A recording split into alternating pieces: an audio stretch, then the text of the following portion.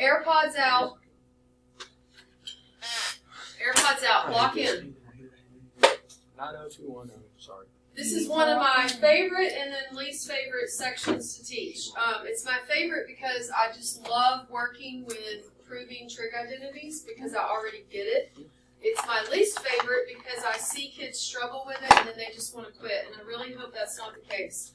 So please, like I've said before, get comfortable being uncomfortable with the math at first, okay? It is a puzzle, okay? It's not a like Algebra 2 technique where you already know what to do. Like, it is a straight up puzzle. You may start the problem in one direction and be like, this is a train wreck. Erase, start all over, go a different direction. Okay, that's where we're at right now. So, please put on your productive struggle game. All right, we have 4 problems to practice. I'm going to show you 2 techniques for attacking these problems. You decide which technique you like. You will find that no 2 problems are the same, so we cannot practice every problem you're going to see. You know what I mean? Like, you can't say, well, this problem is nothing like what she practiced in class. You're right. They're all different. But the concept of approaching the problem is the same. It's a puzzle. By the way, you need your formula sheet. Get your formula sheet out. Let me go ahead and open mine up.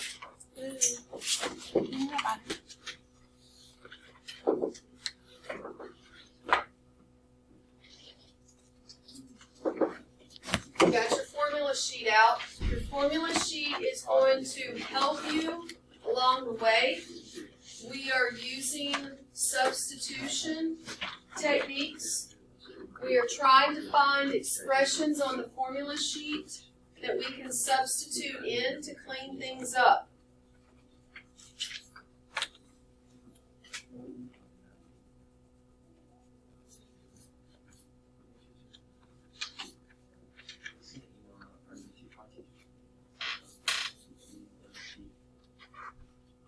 Don't use what?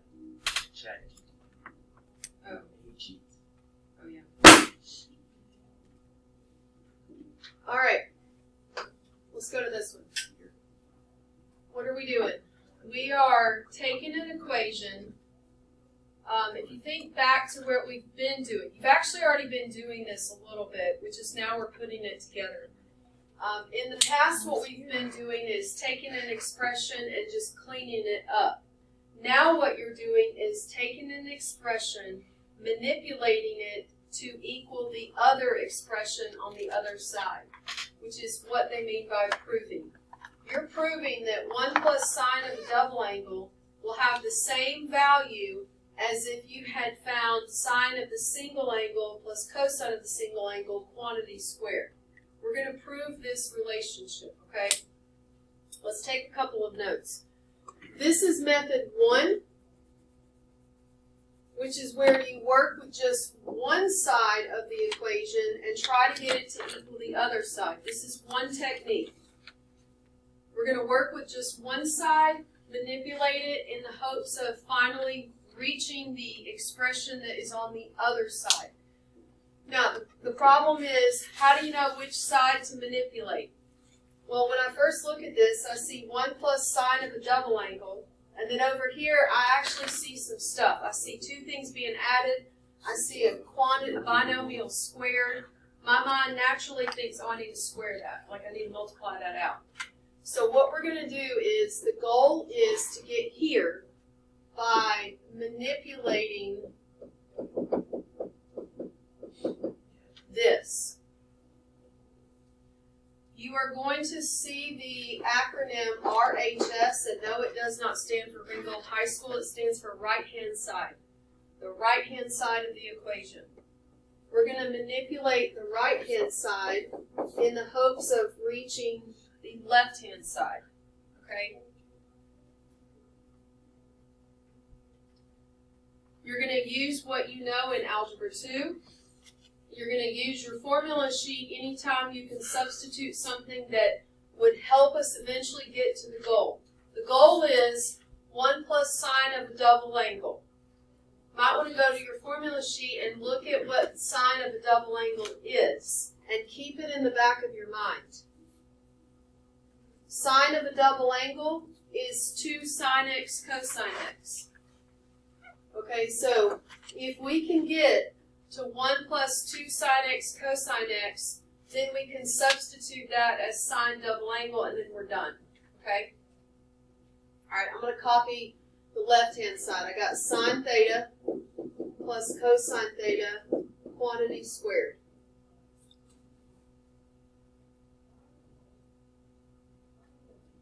Please remember that this does not distribute the squared and just be sine squared plus cosine squared. That is a binomial being squared, which means you have to do first, outer, inner, last, and it ends up being 3 terms. If you struggle to work with the sine theta, cosine theta, then by all means come in here and say, okay, this is going to be y, and then this is going to be x. Just work with those instead.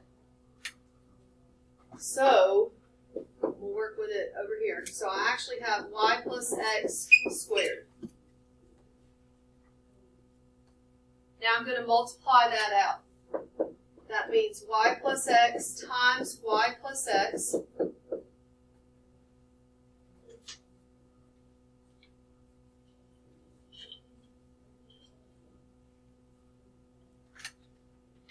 please remember to do first, outer, inner, last.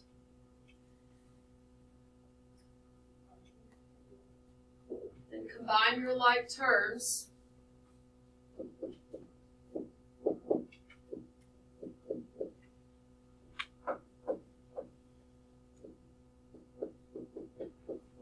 Did you get there? First, outer, inner, last, combine like terms.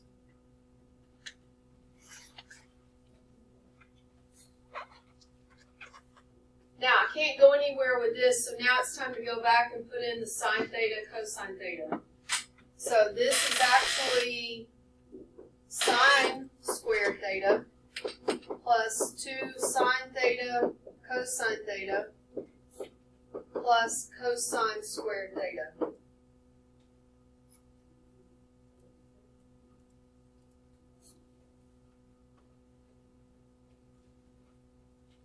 What do you notice?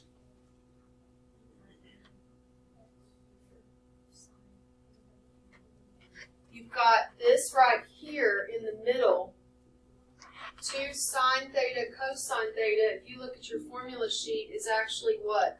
Sine 2 theta. What else do you notice?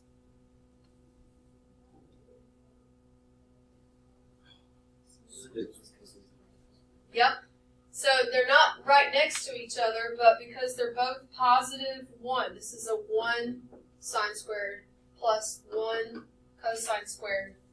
When you replace this as sine double theta, you could shift it to the end, and then now you have sine squared plus cosine squared, which is 1. Now, is that the left-hand side? Yep. So this is what I like to do is I write LHS, like this is the left-hand side, and I'm done. I proved it. So this is the technique of where you work with one side and you manipulate it to match the other side. I would say maybe 75% of the time, if I had to like say how often will this technique work, most of the time, maybe 75% is not the right answer. Majority, let's just say that. Over 50. It's over 50. Most of the time you can work with one side to manipulate the other. Okay, sometimes you have to work with both sides, and then you just get them to where all of a sudden they match. Like I'm going to work with this side a little bit, don't really know where I'm going with it because the other side was ugly too. I'm working with it, and then all of a sudden along the process you'll be like, wait a minute, those match. So that's the equivalent part right there. Alright, we're going to prove that sine squared, tan squared, is the same value as tan squared minus sine squared. The fact that there's so much here, like I know tan is a fraction. I also know this has a subtraction here. That's a fraction. Sine's not a fraction. They're all squared. That's kind of your indication, like, let's just work with both of these and let's see what we get. Like, nothing looks simple up there, in my opinion. Over here, like, this looked simple. 1 plus sine double angle. You know what I mean? This looked like I needed to fix it. So that's kind of, you look for clues like that. Again, you could start one direction and then it could be a train wreck and you just have to erase it and start all over. Alright, I'm going to work with the left-hand side first and just see what I'm dealing with here. I got sine squared x, tan squared x. I'm just going to copy it.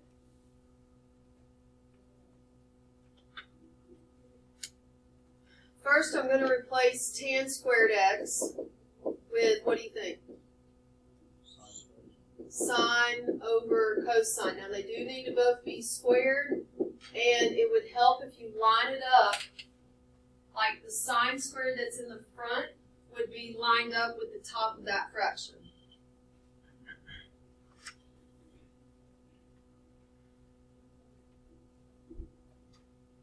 Now when I'm looking at that, nothing cancels. I thought something might cancel, right? You see sine squared, you see tan, you think, oh, there's a fraction. But the signs are actually all in line, so nothing cancels.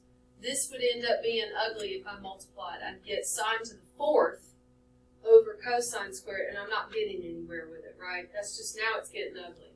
So I'm going to leave this here. Now I'm going to jump over to the right-hand side. I'm going to work with it. If at some point I have this, then I know, oh, that's actually that, and now I can say I've proven it, okay? So I'm going to jump to the right-hand side, which is tan squared minus sine squared.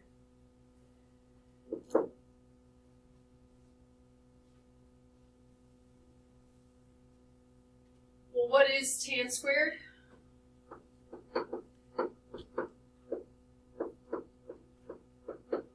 We got minus, and then we got sine squared, right? It really helps if you'll write your fraction in line with the stuff that would be in the top.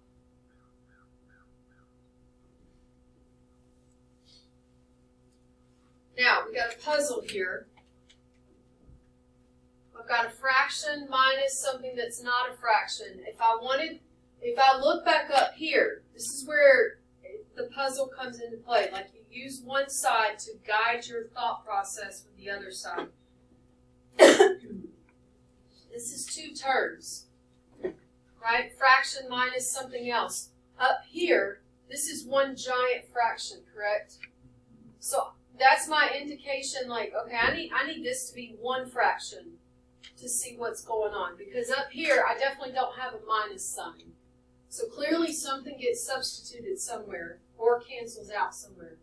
So I'm going to try to get this as one single fraction. You've got to use the rules of adding and subtracting fractions. They have to have common denominator, right?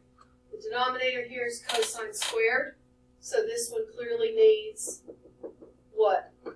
Cosine squared. I'm going to abbreviate cosine squared of x by just writing c squared, because I know that that's my... So I'm going to multiply this whole thing by cosine squared over cosine squared, which is just a big old fat fancy 1. That's why I can do this. Now I'm going to write exactly what I see going straight across the top. So once I multiplied that together, they would then have matching denominators, which means I could write this mess as one giant fraction over cosine squared, right? Across the top, I would have sine squared minus sine squared cosine squared.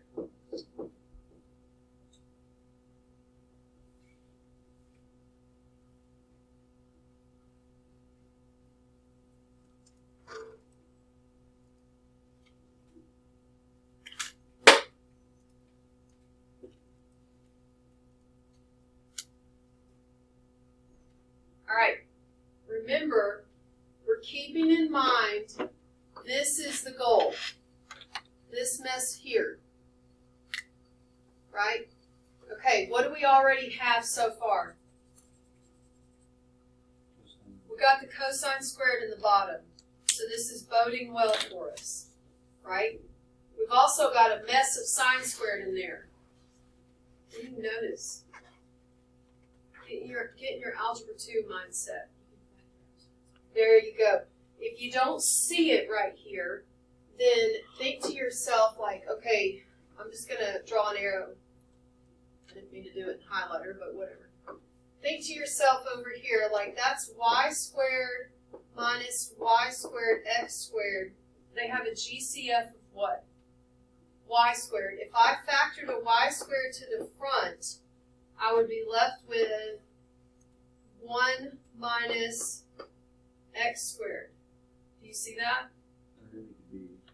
Then there's a substitute. Now, and you might be thinking, now wait a minute, I still got a minus sign. Like my goal has no minus sign anywhere. That's your clue that something's getting substituted. Somewhere that minus sign expression, like two things being subtracted, is getting substituted with one entity because I have no subtraction signs up here. So, I'm going to come over here and rewrite the top as sine squared factored to the front, leaving me with 1 minus cosine squared in parentheses.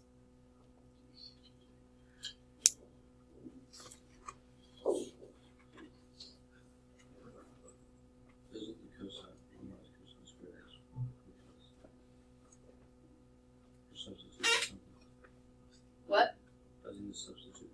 So go to your formula sheet.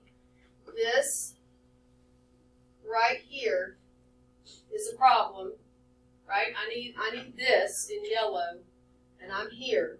So far, I've got this correct and this correct, right? You see how it's kind of fallen into place? Wait a minute, let me. All right, what's up? So then you play cosine squared,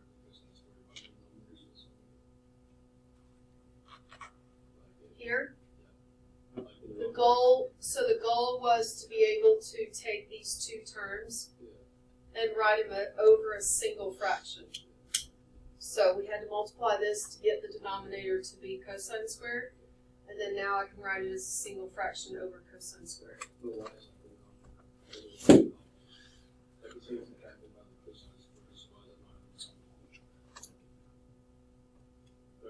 Say it one more time. So you have the cosine squared x, and then you're subtracting the cosine squared and cosine squared. Oh, because remember, go back to what you know about fractions, like 1/2 plus, I don't know, 5/2 is 6/2. The denominator is like a last name. It doesn't change when you're adding and subtracting. It only changes in multiplication or division. Yeah. It just feels weird because you're working with Trig, so you see cosine squared minus cosine squared, and you think you can actually cancel, but you don't want to. All right, go to your formula sheet. 1 minus cosine squared is our problem.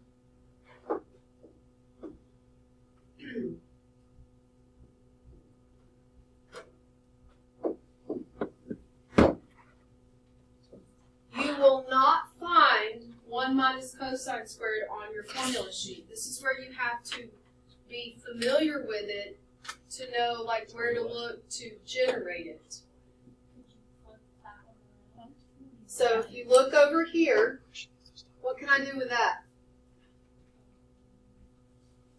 If I want, look and see if the math is there. Like if I was to move this to the other side, I'd have 1 minus cosine squared, and that would give me sine squared, which is exactly what I needed.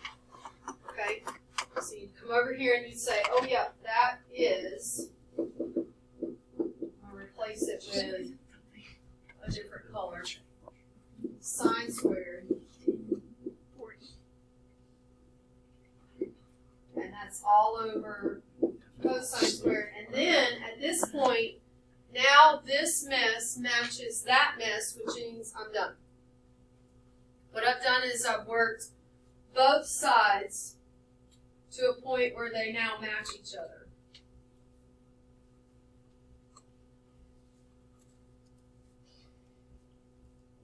If you need to take a note on here, you could say, recall sine squared plus cosine squared is 1, which means that if we were to subtract cosine squared, then we would have that sine squared is 1 minus cosine squared, which is how we substituted here. Okay?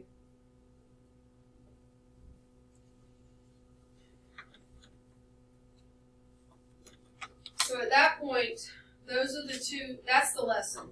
That's 7-3 in a nutshell. Now it's a matter of just doing the practice problems. We have 2 practice problems more in the notes. And then I'm going to tell you what we're doing for the homework. The homework is not my math lab like normal, okay? And you're going to see why. So just stand by. Let's go to example 3.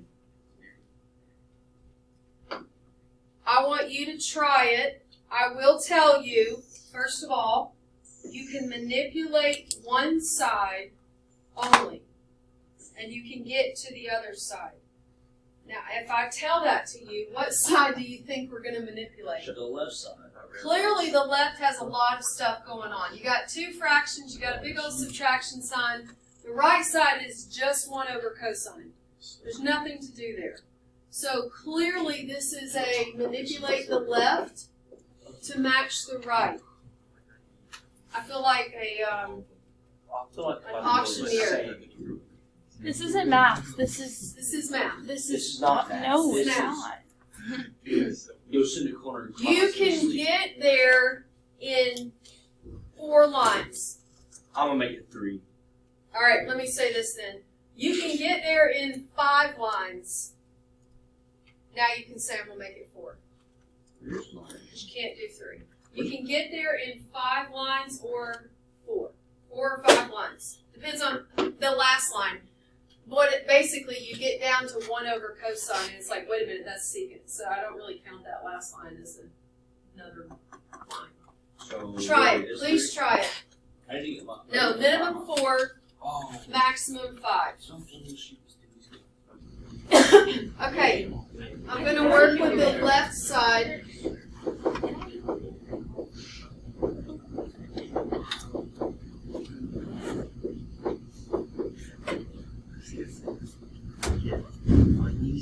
Okay.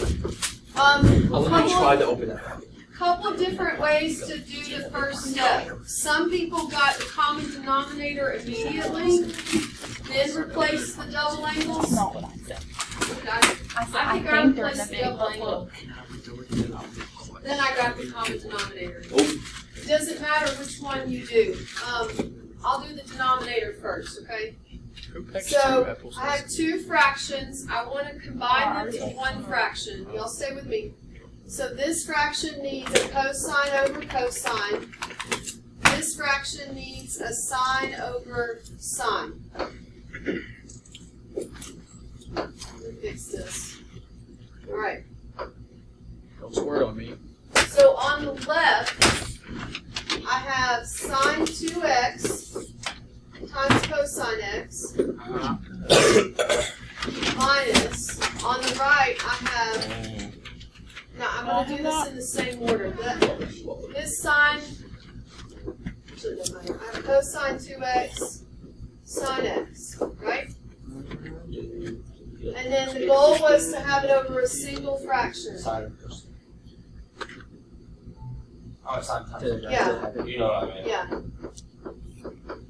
That's good. Hey. So there's my single fraction. Now what I'm going to do, y'all stay with me. I'm going to replace the double angle formulas. So, and I'm going to back the equation up over here. So sine 2x, is it 2 sine x cosine x? Okay, sine 2x is 2 sine x cosine x. And then don't forget what was still there, right? Yep. See what I did there? Yep. Right? Wait, I don't understand. Our substitution. Right? Formula sheet. You From the substituted formula first. sheet. Alright, and then we have You minus. substituted first. Oh.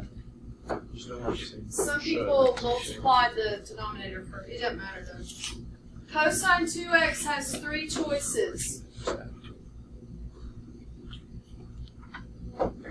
We have 3 choices. 1, 2, 3. 3. No, we did 3. Oh, no, we did 1. We said we were gonna do 3, and then you said I'm gonna be different and do 1. Taylor did 1 with me. I did 1 Please in do my 3. notes. I don't know why. You want me to do 3? Just do both. Okay, I'll start with 1 since more people are asking, and I'll come back and do 3. No. Alright, so we're going to replace cosine double angle with cosine squared minus sine squared. Is that it? Yeah. Yeah, and then I'm going to remember Do it. what is still there. Excited. There we go. Alright, and this is all this crap is over. Sine x, cosine x. Now, sometimes what people tend to do is when this gets like this, I tend to say like top part, and I pull Give it it here. out and like work on it by itself. I'll pull the top part out and say, okay, I'm coming over here to work on the top part because this is a hot mess, right? You can do that. Here's where some people are getting confused. Yep. Like this is 2 sine cosine. Pay attention, please. Times cosine, and so some people think that this has to multiply to everything. Because it does. You're so used to It that. doesn't. But listen, if you multiply cosine to the 2, to the sine, and to the cosine, you've actually just multiplied cosine cubed. Because you just threw 3 cosines in one block. Pay attention to your terms. How many terms do we have? We have 1 term. That is 1 block, because there's no plus or minus signs in there. So when I go to multiply this into this, it just condenses with the cosine that's already there. So that becomes 2 sine cosine squared. Copy the minus. Now, this is weird. This is 2 terms with sine being multiplied into them, and it's coming after a subtraction. There's a lot going on here. I need you to hold that still for a second. There's a lot going on here, which is why I pull this out to the side and work on it. So I can distribute the sine to every term. Look for the block of terms. That's a term, that's a term. So then I can distribute the negative, or I can do it in one step. Wait. Oh, Cosine x minus sine x is 1. haven't gotten there yet. So I'm Or maybe multiplying the if y'all were sine paying attention. to the front. Then I'm going to multiply this sine to this one, which is going to feel weird because now it's going to bump to a cube. Right? Now I'm going to distribute the negative. I would just, on my paper, I would not write this whole mess again. I would simply come over here with my eraser, and I would erase that, okay, this positive becomes negative, and that negative becomes positive. You see how I did that? And now I look at it and say to myself, this, Just look at it. I didn't mean to do that. This matches. Those blocks match. Sine 1, cosine squared. Sine 1, cosine squared. They match. Which means I can condense it. I have 2 of them. I'm taking 1 away, so that means I have 1.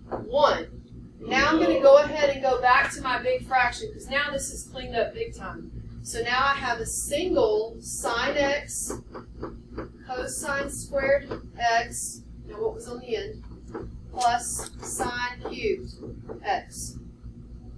So out of that, you could. Copy the denominator. What do you notice? Oh.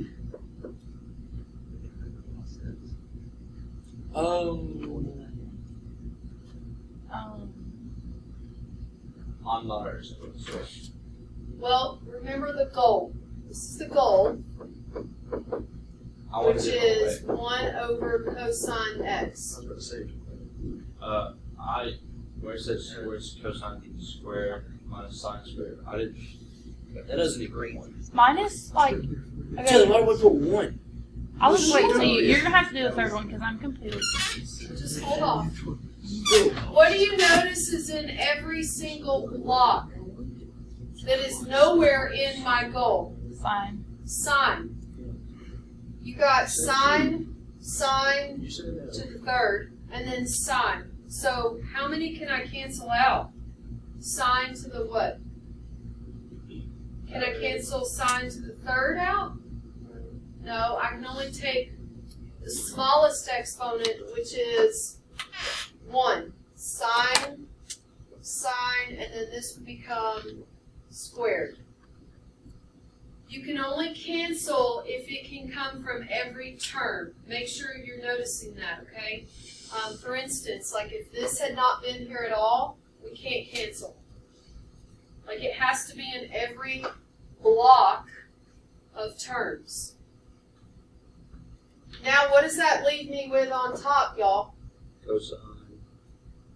Oh. Cosine squared. I'm running out of room because I wrote too big. I would be left with cosine squared plus sine squared over cosine. You understand? What is that? 1. That's 1 over cosine, which is The answer. secant. That's 1 over cosine, which is now the other side. So there.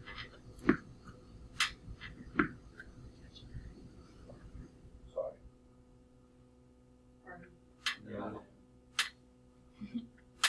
Now, I wasn't sorry. you said you used the third identity, right? Was it right here when you substituted in the third identity? Yes. Think so? Okay, But the first thing I did was find the that's fine. double angle. So you should have had this, though. There's only one identity for the double, right? Yes. But then multiplied by cosine. So I guess you had this. Which one did you use? 2 cosine squared minus 1? Yes. And what's it get multiplied by? Sine. Alright, let's see if we can get there. And this is all over sine, cosine. Alright, I'm going to pull the top. I don't want to write that over and over and over again. Alright, so right here we already said cosine squared, right? Yes. We're going to distribute this to the terms.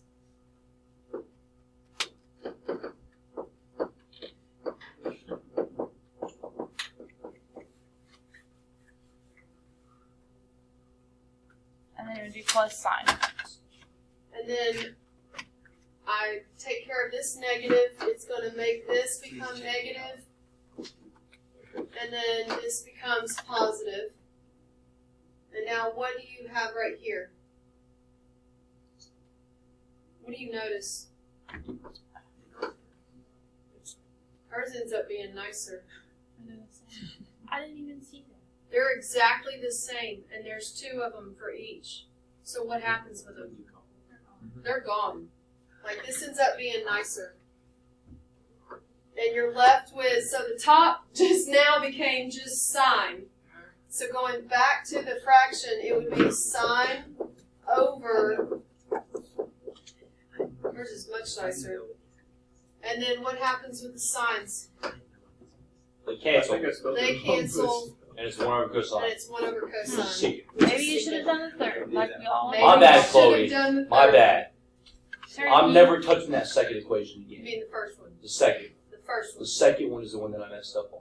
Oh, well. I'm never doing that. Wait, Don't let worry. me do it. Woo! We're gonna end on a humdinger. Ready? Dingle, dingle, dingle. Maybe there's a reason we have a whole piece. Oh my gosh. It's actually not bad. It's just. Tyler, flip the paper. All right, let's knock it out. We got 10 Flip the paper. minutes.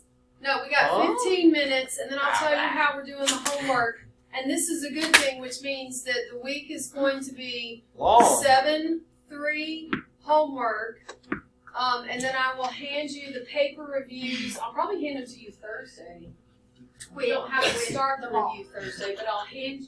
Is that good or bad? Did she get there? Yes. Doesn't it feel good? The No. last one? It felt good on the last one. Yeah, the last one's annoying. You already done? Save the best for last. She's not bouncing a ball against the wall. Well, I guess she doesn't Tell have her to to do teach it. it. I know. Allie, can you come teach But it? you're not helping Tell her your to teach it. case. You're giving yourself Oh, something I'll else help to be distracted. That's true. You have fragmented attention right now. So put the ball down. You got that 30-second attention You span. need to Watch out. About to. Fidget with your foot. I got a fidget spinner.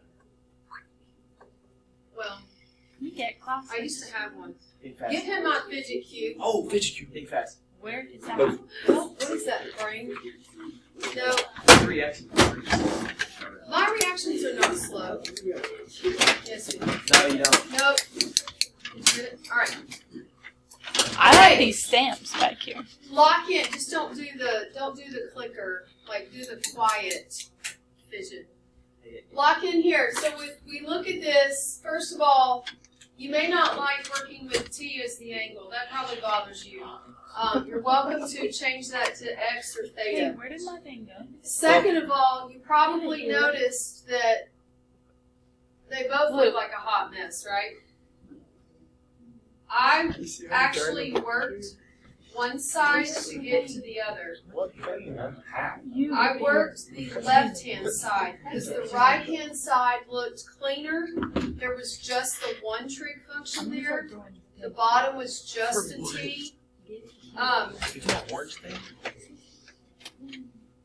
And I think what also makes this annoying is that like the angle is attached to the trig function, but then there's also Give a it. Lock in. same Can you tell number them to give me as that the rock? pre like this. That's a coefficient. So you have to be careful here. Like that is a coefficient. That's not a random angle. So you have to be careful. Let's rewrite it as x. We got secant x minus 1 over x times secant x. And we're trying to get to 1 minus cosine x over x. There we go. Okay. Hold So on a first second. of all, you can tell that they have a very similar nature on top. You have the subtraction of 2 terms on top, subtraction of 2 terms on top. So they're already similar in nature. On the bottom, you have x times secant, and then over here you have just x. So the x is already there. Somehow the secant's got to go. Okay? I worked with the left-hand side.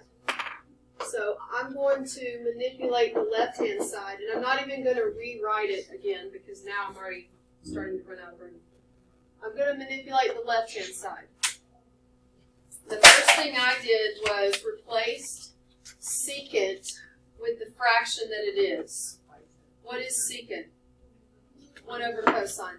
So this ends up being 1 over cosine x minus 1 over x times 1 over cosine x. Now, be careful. Please don't come in here and try to cancel the x's. This x here is a coefficient. This x here is attached to the trig. You cannot cancel those, okay? They're totally different. On the top, I've got a fraction minus something. We've been here before. We want the goal here. The goal one fraction. Question. Yes. Okay, because the 1 over cosine is just not canceled. I know it sounds No. dumb, but why? Because this up here is attached to this by subtraction, and there's not a 1 over cosine in it. Okay. Good question. Just because things match doesn't mean they always cancel.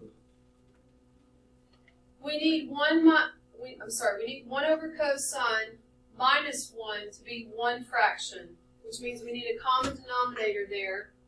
So the 1 can be written as what over what? Whatever one.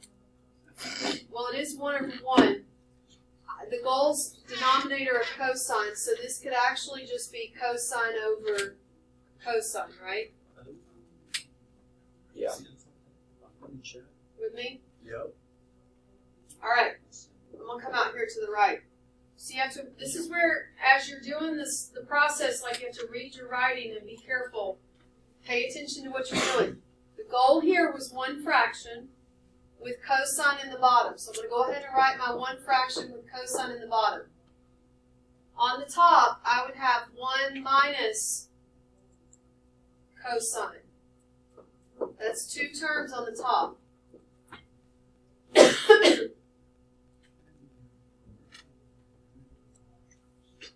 On the bottom, I had x times 1 over cosine. You can write that as a single fraction with that x would multiply to the 1 and just be x over cosine. Again, don't cancel those x's. One's a number, one's an angle.